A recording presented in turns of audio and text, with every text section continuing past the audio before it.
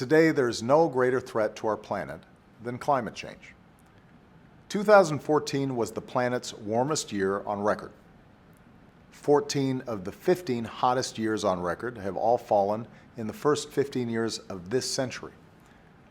This winter was cold in parts of our country, as some folks in Congress like to point out, but around the world it was the warmest ever recorded.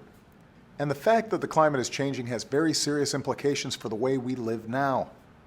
Stronger storms, deeper droughts, longer wildfire seasons. The world's top climate scientists are warning us that a changing climate already affects the air our kids breathe. Last week, the Surgeon General and I spoke with public experts about how climate change is already affecting patients across the country. The Pentagon says that climate change poses immediate risks to our national security. And on Earth Day, I'm going to visit the Florida Everglades to talk about the way that climate change threatens our economy. The Everglades is one of the most special places in our country, but it's also one of the most fragile. Rising sea levels are putting a national treasure and an economic engine for the South Florida tourism industry at risk. So climate change can no longer be denied or ignored. The world is looking to the United States, to us, to lead. And that's what we're doing. We're using more clean energy than ever before.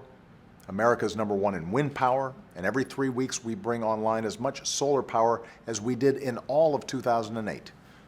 We're taking steps to waste less energy with more fuel-efficient cars that save us money at the pump, and more energy-efficient buildings that save us money on our electricity bills.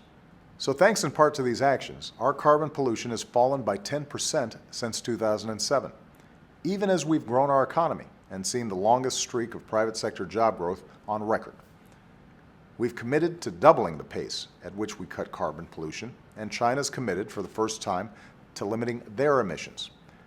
And because the world's two largest economies came together, there's new hope that with American leadership this year, the world will finally reach an agreement to prevent the worst impacts of climate change before it's too late.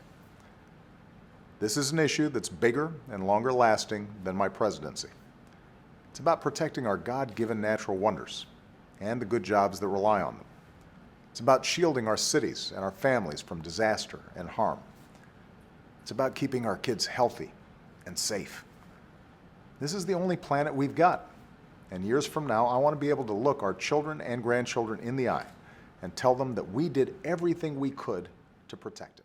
How to promote greater opportunity for the Cuban people was also a major focus of my meeting with President Castro, the first between leaders of our two nations in more than half a century. I told President Castro in private what I've said in public, that our governments will